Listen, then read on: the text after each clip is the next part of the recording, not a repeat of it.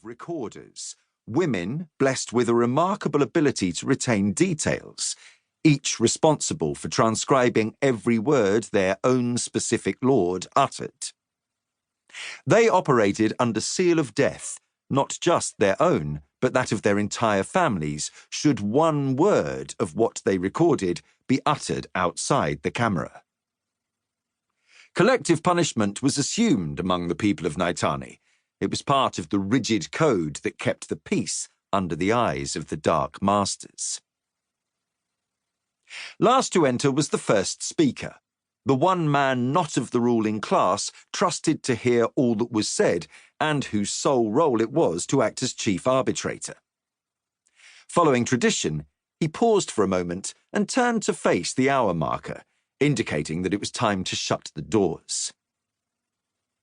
From the moment the sound of the closing portal stopped reverberating, only those within this room would know what was discussed.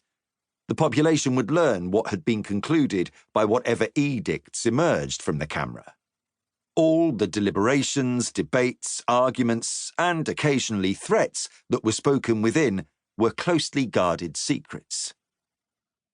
Each Pride Lord retained his own recorder, so that no later claim could be made predicated on misinformation or faulty memory. Should two recorders differ in their recounting, it fell to the first speaker to decide the correct version of words or events. As a result of this great power, the first speaker occupied a position of authority unequalled by any other below the lords. His family was kept in luxury, though he would never see them again, and when he grew unable to discharge his duties, he would be painlessly put to death, and his family would continue to prosper. The Lord of the Golden Pride looked at each of the other 4 Pride Lords and then to the first speaker. The latter gave a slight bow and then said, "The camera is sealed, and now I yield to the Lord of the Golden Pride." Tarquin was a man at the height of his power, both physically and politically.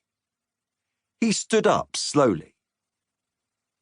He was an imposing figure at 6.5 feet tall, with wide shoulders and a narrow waist, and his face, with its chiseled cheeks and square jaw, looked as if it had been carved out of flawless obsidian. His eyes were as dark as his skin. Tarquin's stature was enhanced by the formal robes he wore, red, embellished with golden embroidery and shoulder patches. Against his dark skin, the robes were dramatic, as he had intended when he first commissioned them 10 years before. He hated wearing them, for they were hot and heavy, and the climate in Arcana demanded light, loose garb, which all other citizens of the city wore on most occasions. But he understood that such magnificence enhanced his aura of power. The other Pride Lords knew that despite his size, he was all lean muscle and sinew, the strongest and fiercest warrior among them. Truth be told, many of them had not held a weapon in years. Tarquin was the third of his line to be the paramount Pride Lord, a burden he embraced as his fate. His grandfather had crushed rivals to achieve supremacy in the camera, at times risking retaliation from the Masters, and his father had withstood several attempts to dislodge the Golden Pride from their position of power. In the history of the nation, no pride had stood so high for so long.